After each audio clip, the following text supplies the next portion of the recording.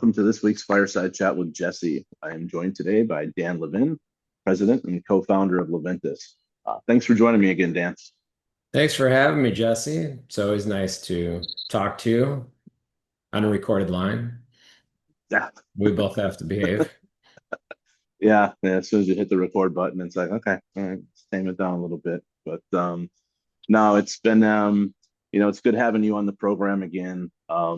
I think similar to last year, just kind of wanted to talk about you know, Liventus in 2025, the I guess the momentum that we've carried from 2024 into 2025, and talk about what's coming up in 2026, Dan, from an organization perspective. So I guess for those people just probably meeting you and they haven't met you before, do you mind just giving a quick introduction of yourself and Liventus? Sure. Thank you for the opportunity. My name is Dan Levin, as you said, President, Co-Founder of Liventus. We are a software engineering firm, custom software, business automation, started 23 years ago. Based in Northbrook, Illinois. We also have an office overseas in Bangalore, India. We have about 150 engineers or so, and traditionally we've done a lot of work in custom development and just basic process automation. We've grown up in equipment finance. We have a few sister companies, one being ECS Financial and another one being Beacon Funding. So we have a long history of developing technology for those companies and other companies within equipment finance, as well as other industries like other fintech industries and healthcare, insurance, and et cetera, a handful of others. So yeah, basic or not basic, but all comes down to business process automation, engineering, and now with AI, very heavy into AI. Heavy focus in AI and implementing, creating our own AI, as well as helping other companies adopt and implement AI solutions. Perfect, perfect. And I know the segment that I've been working most with the Liventus team has been in equipment finance. So I know it's just a portion of the business, but that's kind of what we'll focus on here today is some of the projects that we worked on in 2025, and kind of what we have up our sleeves for 2026, Dan. And I'll make sure we get our little AI segment in there as well. So we'll make sure we talk that. I know it's important, and I have some questions myself as you deal with it on a regular basis, way more frequent than I. But unless you want to start off with AI, since you brought it up. No, it's, fire off some questions. I don't know. All right. So I guess from a project-based perspective in 2025, let's say the majority of projects that we've worked on together have been software related, where we're basically helping these software or helping equipment finance companies implement or convert from an existing platform or in-house to a new platform. So, 60 to 70% of any of those projects fall on the equipment finance organization side, and they don't have the resources to do it. So that's staff augmentation from a Liventus perspective is big. And, just kind of wanted to talk through kind of those projects and, are you running into some of the similar stuff with other verticals, Dan, or is that mostly just kind of an equipment finance? All the verticals that we have are fairly similar in the services that we're providing them, right? There's a huge data component, there's a big automation component, and usually that's integrating systems, could be migrating systems, making sure that there's data layers on top of that so that people can get proper insights to their business, making sure that we're focusing on the right things to automate, focusing on pain points that they have, and that's translatable to really any business in any industry in terms of the services that we're providing. So, specific question that you had, you want to talk more about the stuff that we're working on together in equipment finance? Yeah, And I mean, just more of commonalities across the board. I know that as when we're writing some of these requirements and helping people select, because Leventus works with us with consultants and we help system selection processes where we identify kind of what systems can do and more importantly what they can't do, or it's the customization piece that anyone naturally needs. And does a software organization truly want to become a custom shop, or could they turn to a partner like a Leventus to fill that gap? yeah, so a lot of software is going to fall short, right? And no different than in equipment finance, probably a pretty common theme. I think a lot of people can relate to within equipment finance. Um, and that's okay, right? Because what actually makes a lot of businesses unique is going to be the intellectual property that they have, and that IP is going to help differentiate that company, and it's going to help um, build software and processes around their business rules, their data models, and their workflows.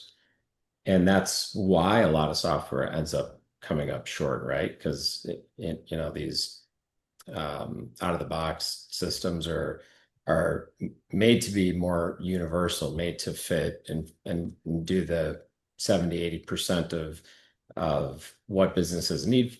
And then they have to just round out the other 20 to 30% with something. It could be something custom, or it's just, you know, eh, integrations or other softwares that they have to integrate to kind of fill that void. So, you know, your question kind of led to like a build versus buy, or how do companies maybe leverage um, custom, I think is kind of what I was Absolutely. I hearing mean, you absolutely. I mean, ask. it's the 80/20 rule, right? I mean, software off the shelf should be able to solve, like you said, 70 to 80% of your business needs. It's never going to be 100. I mean, when I was selling software, anytime you try to make it 100, it's like you're doing something where it's like, why? Because then it's harder to maintain all those custom codes as a software company.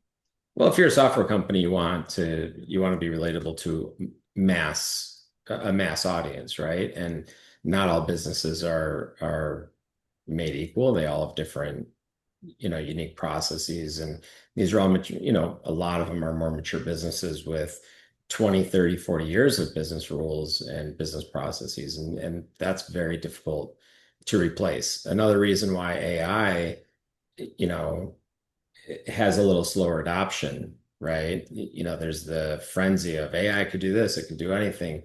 Well, if you're a new startup business, or you have no business processes, and you don't have, uh, you know, existing workflows that you need to follow, yeah, I mean, AI can come in and be more impactful um, to that kind of startup. But an established business that's been around for a long time is going to have, which is perfectly okay, is going to have a lot of its own rules and processes, um, and software has to work within that and around that.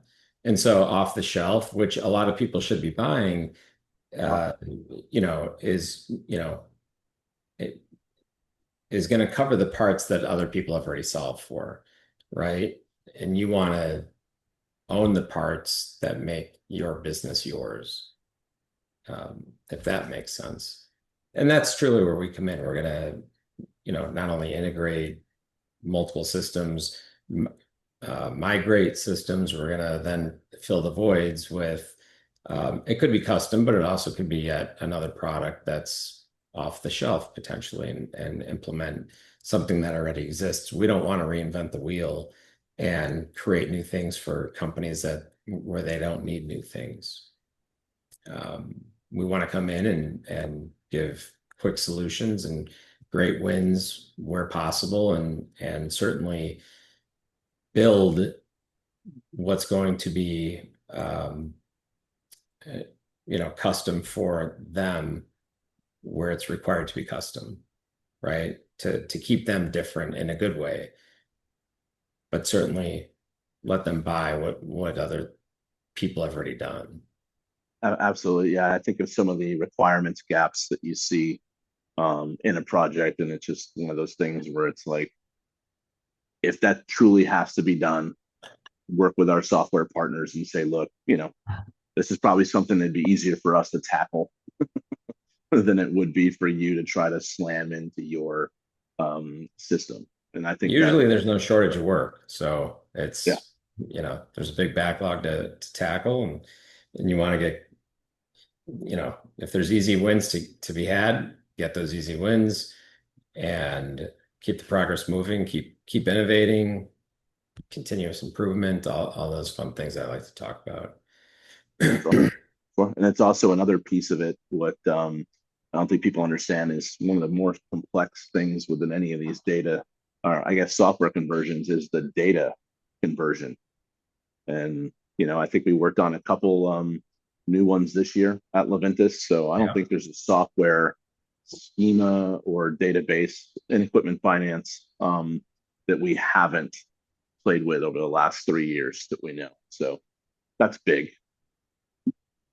Yeah, and that's, our product SparkFlow is playing a bigger role in that because um it's going to make any kind of migration a lot more repeatable. With a centralized data model and being able to move from one system to another, to implement a data warehouse, to implement reporting. Uh, a lot of these systems are different in the way that they store data and the way that they organize their data. But for the most part, 90% of it is the same kind of data elements that they're all uh, keeping and they're all holding. They're just, they're calculating it differently, they're storing differently. That's what makes migrations harder. Um, that's what makes implementation sometimes difficult.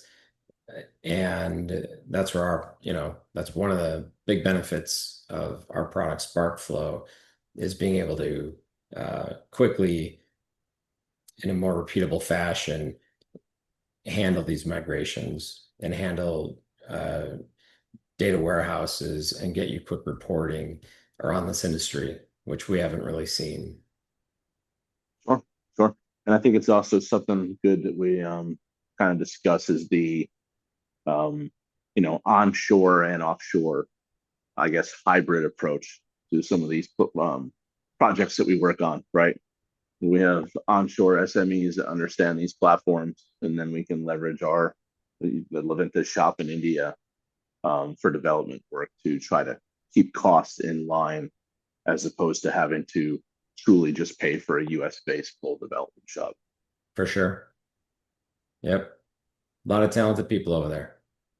No, absolutely. And I know you continue to grow that. I mean, there's a lot of different, I guess, products and widgets that Leventus has built over the years, continue to grow that resource space over there. All right, so gonna shift gears a little bit, Dan, to let's just dive into AI real quick. I don't want to say real quick because it could keep going and going and going.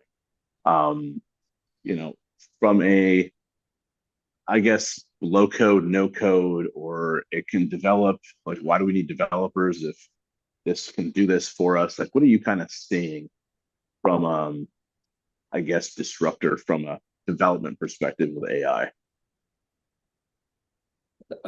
So just to rephrase your question, how do I see AI being a big disruptor from a development point of view? That's probably a better way of phrasing it. Yeah. Uh, for sure. I mean, it's a disruptor. It's a very powerful tool that everyone should be leveraging who do any kind of engineering, right? And it's going to make, if you just think of efficiency gains across the board, whether you're an accountant or a coder or a doctor or whatever you're doing, AI is an efficiency gain. So AI, if you're an author and you're writing books, AI can certainly do that. We're talking about generative AI, just what everyone's probably familiar with. Uh, it can also write code for you, and it's definitely increasing the um, it's making time to market faster. It's making go to market faster for developing systems. It's helping with security and compliance, but it's also adding to a lot of complexities. And there's a lot of governance. There's a lot of uh, human in the loop is a term that you'll hear a lot. Uh, there's a you know there's a lot more. There's a lot of different kind of work that we have to put into AI generated code. Now, you add in that new kind of work with how fast it can build it, you're still ending up ahead of the game. The idea that, you can just give a few requirements to AI and it's going to build this magical system, we're not there yet. And I think it could be, I think you could be there certainly down the road. I don't know if that's still 5 years, 10 years down the road. But when you think about software generation, if I was just to create a whole new software from scratch for a startup business, I mean, uh, that's a great example of how AI could probably create software for you very quickly. Uh, that's powerful. If you think of an established business, again, take an equipment finance company that has several different systems in place, several different business rules, uh, a lot going on. AI is not going to be able to get a handle on everything that's going on within your business. It's not going to have access to all the different systems that you have in your business. It's not going to understand all the business rules that you have within your business and all the different workflows.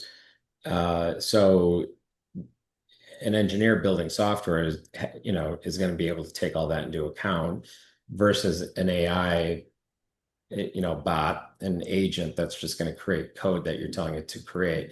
So what that means is you need ruthless requirements. Sorry, now I'm getting a phone call that you Someone found out you were you talking about need AI. you need ruthless requirements. You need well thought out game plans. You still need to check all the code that's being generated. AI doesn't necessarily remove bad code that it's generated. If you end up with a million lines of AI generated code, there's no one that's going to know what any of that stuff does. It's very large security holes that are being found in some of this stuff. Interesting. There's uh, there's a lot of good. I'm not trying to be Debbie No, Downer. no, It's actually no. very optimistic. I'm very bullish on AI and all these and everything it can do. It's just it's not a magic bullet, at least yet, but it's definitely making things a lot more efficient. It's a disruptor for sure in a good way. And we've gone all in with it. It's a very powerful thing. And you know, I encourage everybody to be using AI to a degree in what they do, whether you're the CEO of a company to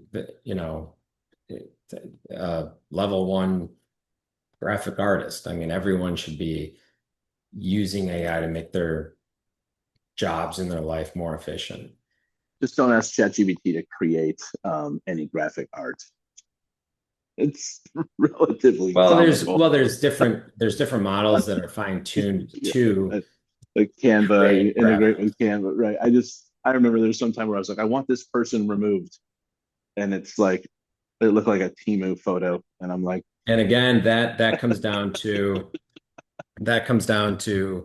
also how well the requirement is. So, and what I mean by requirement in that sense is it's the prompt, right? I mean, you can have 1,000 different prompts trying to ask for the same thing, and you're going to get 1,000 different outputs.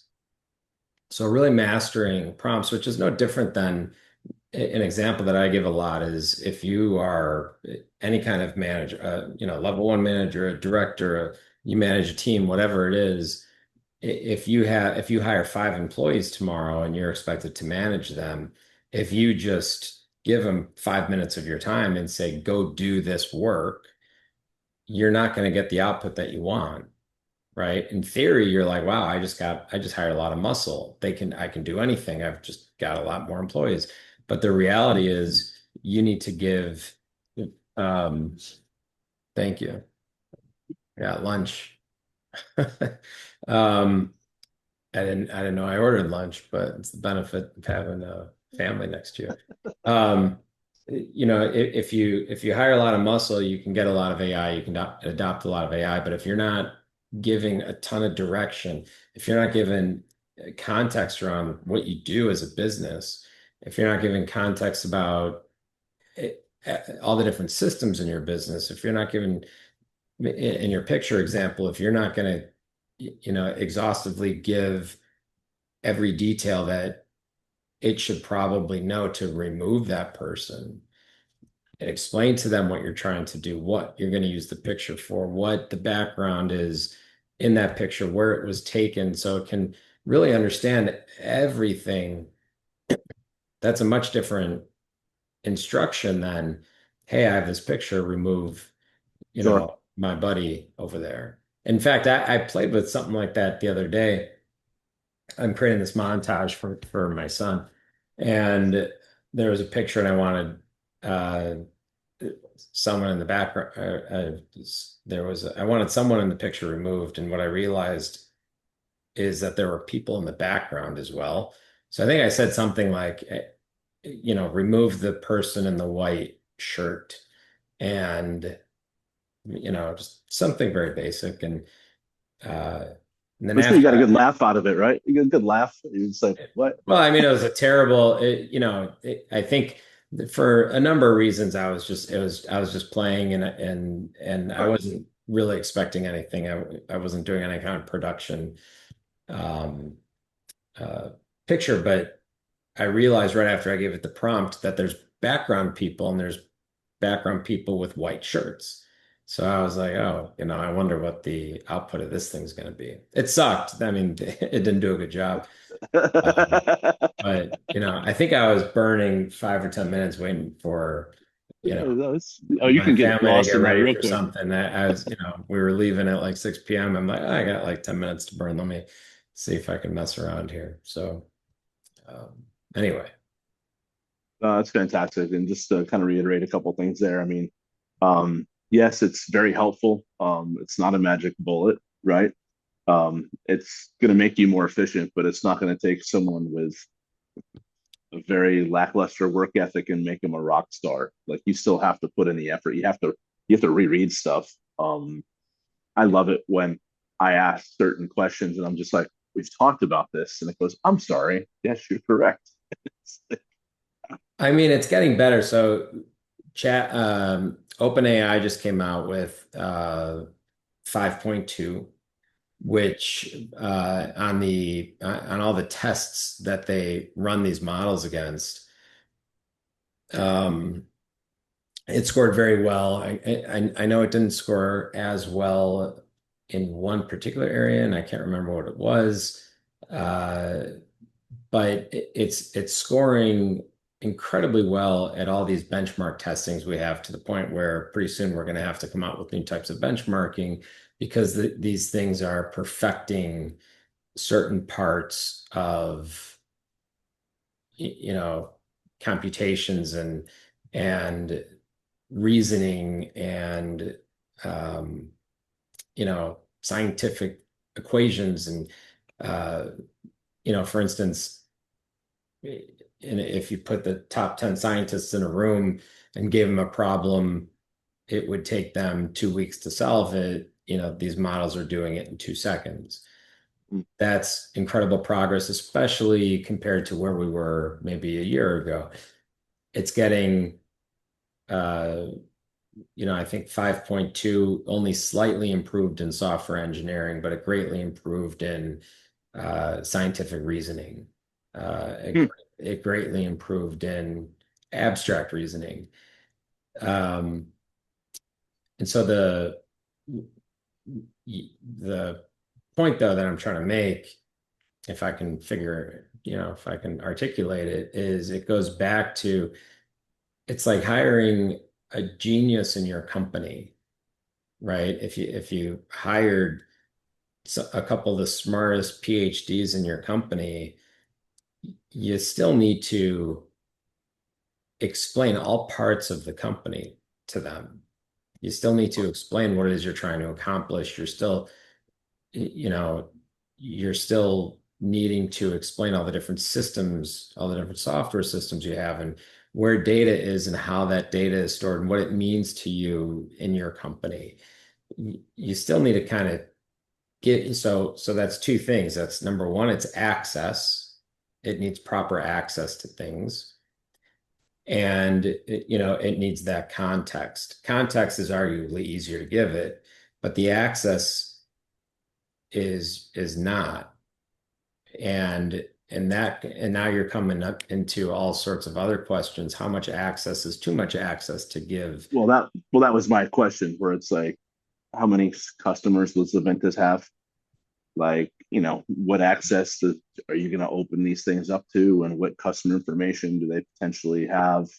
Obviously, you're not improving the model for everybody, right? You shut that down right Well, away. especially if it depends on how autonomous you want also decision making. So if you're going to take on like a very basic concept in equipment finance is underwriting, right? I mean, sure, AI, you can train it to do underwriting from start to finish. Um, how much power, if you don't want a human in the loop, how much power are you willing to give these things, knowing that they're still going to make mistakes. They're prone to mistakes. If you give it too much information, it doesn't know how to handle that. Um, so again, it's like we have access to something that's very powerful and something that's continuing to blow us away in terms of its capabilities, but there's still a number of shortcomings. And that's why there's governance, that's why there's human in loops, and that it's also makes it why it's a little more difficult to adopt because if you're using an if your ERP is an older system with uh, uh, data access that's hard to get, right? Then these systems don't have everything they need to make decisions. Um, so I forget what your question was, but I mean, maybe we were still talking about just disruption We're in still talking about general. AI. We're talking about AI in general. Yeah. Yeah, just I mean, there's so much coming still with it. I think that the advancements are happening so fast, and the AI that we know today is going to be much different than the AI we know tomorrow. Um, and it's no, I don't think it's a one size fits all either. That people think it is, where it's like, oh well, show me this, and it's like, yeah, well, that worked for that specific SOPs for that company. Like, you do things differently, so it's like you said, it has to be trained a certain way to work for you. So it's not like it's just give me what you did for that person. I'm sure right. some of it's repeatable, right? But not everything. And there's talk of a lot of AI projects that fail and yada yada, and so I think it also goes back to you have to make sure that you're addressing a problem, that there's an inefficiency. Um, you know, sure, AI is a very capable tool when you utilize correctly, given proper access, context, direction. Now, let me use all of that to really address a problem that I have versus, ooh, there's a really cool shiny object. Let me just go buy it and implement it and figure out where to put it. It's not a piece of art where you fall in love with it and you're like, I'll find a wall for it. Let me make sure that I'm tackling a problem and not creating more. Well, there's something to that too, because if you don't put enough thought into what it is you're trying to automate, all you're doing is then going to automate more problems, right? So, yeah, I mean, and that's where honestly, that's where we come in. We have a ton of experience in it. We're using it not only in our company, but we're also implementing solutions for other companies, whether it's AI solutions or building AI into software itself. Um, these are things that need help navigating. Yeah, I would say the discovery piece of that is vital. It is.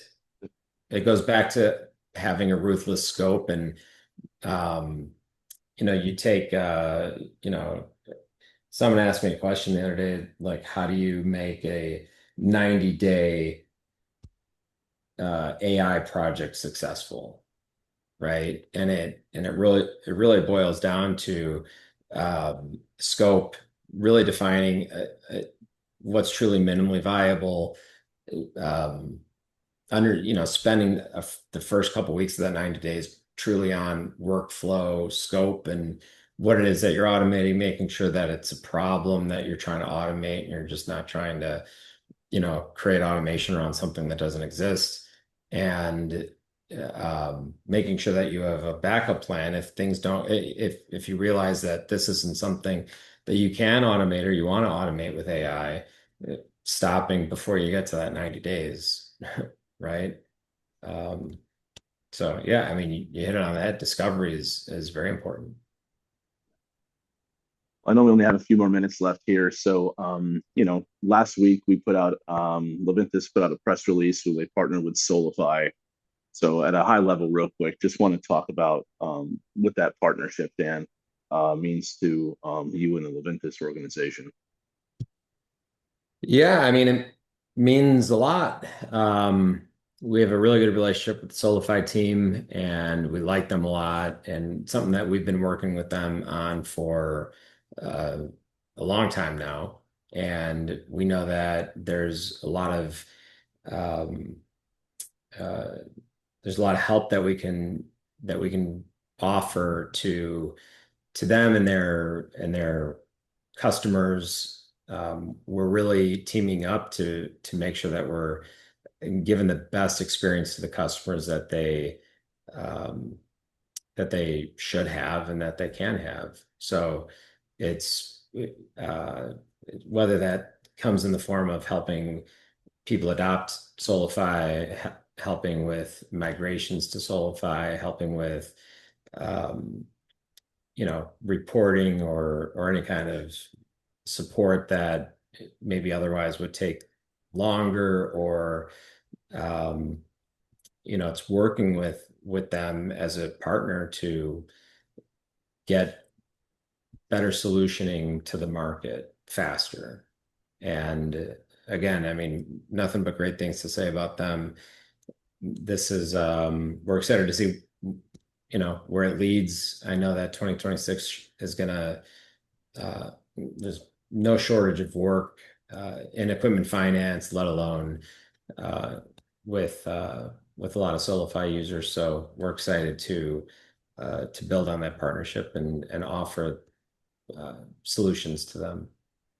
Sure. I mean, it allows them to focus on continuing to enhance the Solify suite of products, and Leventus can augment some of that development work and some of their resources where software companies just don't have it, right? I Right. mean, think about the Salesforce model. Salesforce doesn't implement their own systems. That's They right. seem to be doing just fine. As far as I know, yeah. That's exactly right. And it's yeah, so we're excited. We're excited for that. Uh, Thanks for bringing that up. I think Yeah, we just released that press release like a week ago. it's perfect timing to bring it up on here to make And I sure think we're we're going to be doing a webinar um, sometime in January 21st. too. Yeah, I think so. I'd say that's a loose date just because it totally could get pushed. But It's Pushed up year or end. back or who knows, but I think that's a tentative date. Yeah. Happens to be my Eh, dog's birthday. So, it's possible that you know, that's a pretty big birthday, right? for my dog, You I don't say know. you say your My daughter or your dog, not dog? my daughter, Your my dog. dog. I was like, wait, what? The only reason I know it is because it's also my mom's birthday. But yeah, January 21st. I'm not gonna go there. Not gonna go. Whatever, man. It's still, I'm a dog person. It's still a big, it's still a big day. I don't know how old my dog is going to be, but I know that's her birthday. I'm the other way around. I know how old they are, but no, there's paperwork And somewhere. it's like it's 8 or 9. I don't know. It's getting to the point where I think I'm going to need another one soon. How's that?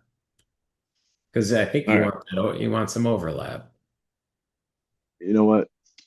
I'm not gonna. I don't want to offend anyone, so I'm just gonna just no. Oh, not going to offend me.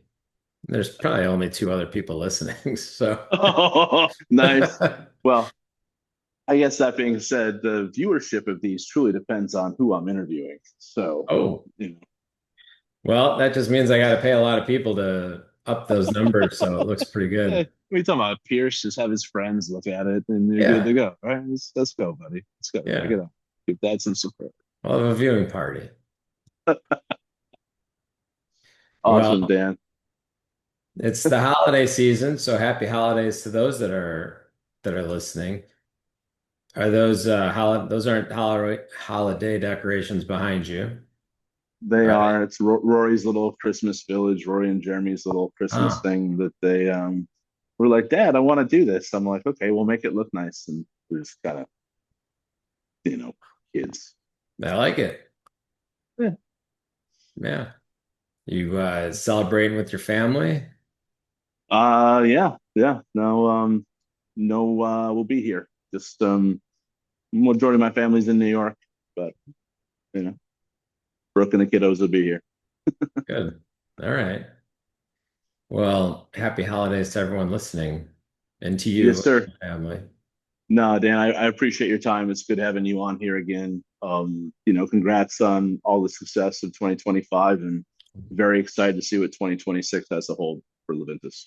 Me too. Thank you. All And right. I appreciate the partnership and these phone calls and it's good to see you. So I'm excited for 2026 as well, and I appreciate it. All right. Sounds good, sir. Thank you, Dan.